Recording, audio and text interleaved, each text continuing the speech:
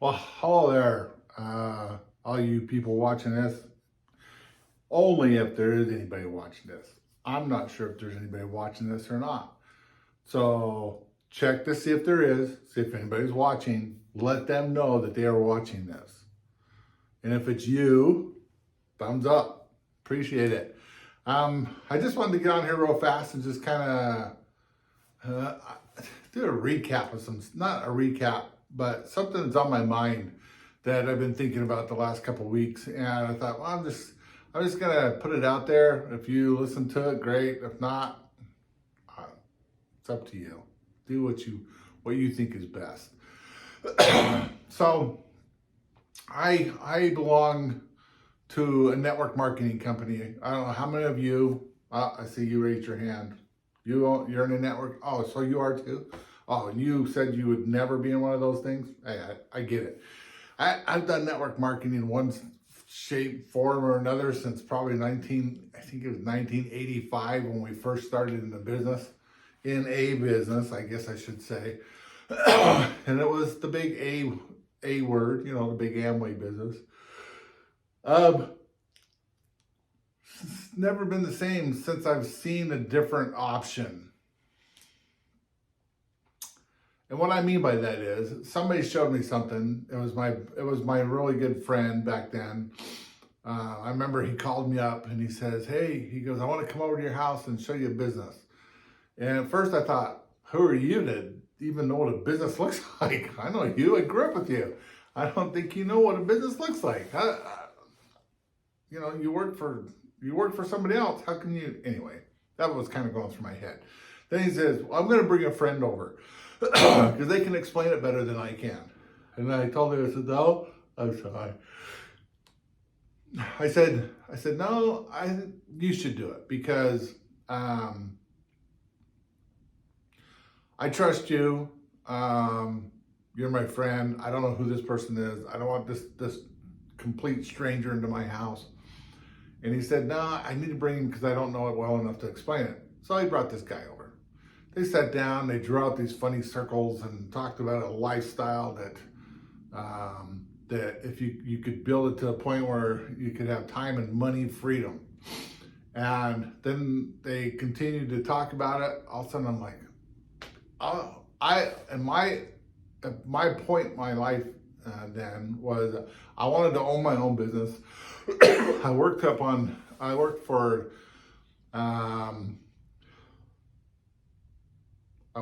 Air Force base at that time, not as an Air Force person, but as a civilian.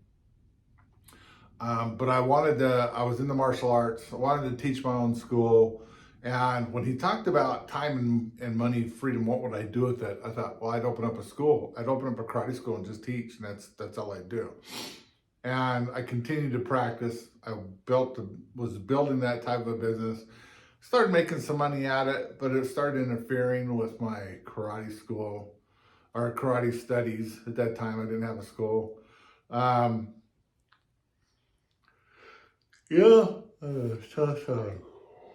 I don't know what's wrong with me today. Didn't sleep very good last night. Anyway, doesn't matter. But built the business, got to a point where he was making $1,500 a month, which wasn't too much, and it was doing pretty good. And then somebody in our business, they tore it apart.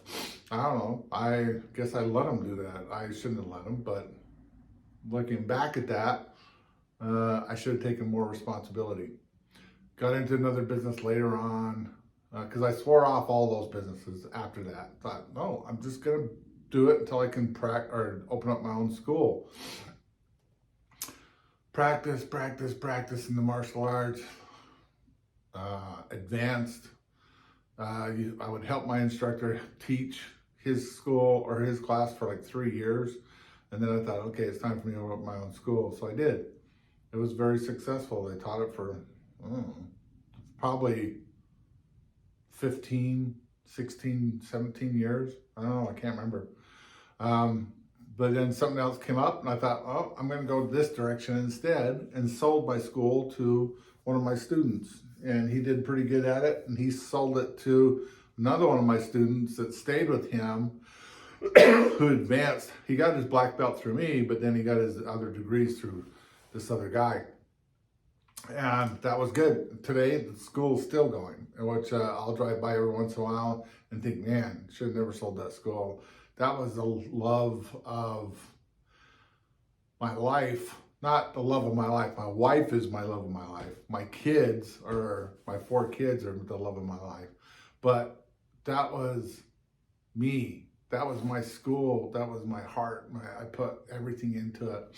And, but I still did more other network marketing companies. I loved the concept of networking. A lot of companies have a good product. They have different programs. They have good pay, whatever, and we made money in every company we went into. It wasn't, not that we made a ton of money, where people talk about, oh, look at me, I'm a millionaire, I can do this, you should join us because I'm a millionaire. Well, no, the reality of the whole thing is it still 5% maybe make it to be millionaires.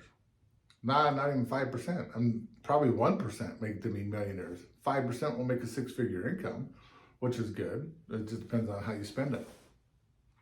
But so right now I'm in a company that my son-in-law and my daughter own, which they did amazing. That's how they met, was through network marketing, because my daughter went with us. She got involved in a company once she got old enough.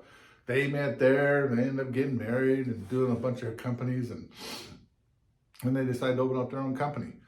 I still look at, there's still though people in the networking scheme of things that forget how many people are out there. And what I mean by that is how many people are in the world, right? So why do they think that they need to cut down another business or another company or other people and lie about certain things, about what's going on with them? Maybe they're saying stuff like, well, they didn't pay me enough, or they owe me this much money, or they didn't put the people down in my group, or they didn't do this, or they didn't do that. Maybe they ran out of product, or maybe they didn't pay on their comp plan, or whatever. I just don't get it. I really don't. And they think that if they can make the other company look bad enough, that they'll bring their people or some of those people with them to another company, which sets them up for failure. I guarantee it, because karma catches up to them. And I don't know what else to say about that, but karma will catch up to them eventually, because people know. People, especially if you hang out with the same people all the time in the realm of things. There was a group of people that we were involved in the Amway business, and then one day that became the Quickstar business, which we joined into that group. And I love that group. That group is probably the most memorable experience of my entire life. It taught me more about, there's a few people that were in that company, or that in what we call our upline, that were such great people. And they still are today. And just so you know, the people I'm talking about are not them. Those guys taught me so much about life and stuff, about family first, taking care of, keeping the family together, building communities of people that where products and services flowed, and keeping them communities together by doing picnics, by doing parties, by get-togethers, and then they would include the families on most of these, which was awesome. I loved that. That was, because it's a family affair, right? My daughter would have never started the networking company she owns if it wasn't for that fact that we did the same, because she was part of that, being part of all that stuff. But so much have changed in this last year, it's crazy. A year ago, last spring, in, I think it was February, I was sitting there looking at, I had a snowmobile. So if you watched any of my other videos, they're back there talking about snowmobiling and all that kind of stuff. I kept getting in trouble, not necessarily in trouble. people were concerned because I always went by myself. And here you go, clear up on this mountainside. I'm clear in the back country by myself, right? And I loved it. It was. I forget how much fun that was. Yes, I probably should have had people with me. So at the end of that season, so I don't know, it was last spring, I think, I sold my snowmobile. Man, I've regretted it this year. So I'm looking for another one, I think. But I can't believe I sold it. When I sold it, I thought, it won't bug me. It's it's time for it to go. Blah blah blah. Yeah, no, I miss it. I miss going up to Monte Cristo, because it's just they have so much riding there that you can ride on that it doesn't really that you can be close enough to your vehicle so I'm not too far away from everything else. I don't know. I loved it. Stay tuned because we'll see. I mean, I'm doing my truck. My truck comes first as soon as it's where I want it to be, and it's almost there. I love it. But I'll keep you updated. Thanks for listening. Catch you on the flip flop. Bye bye.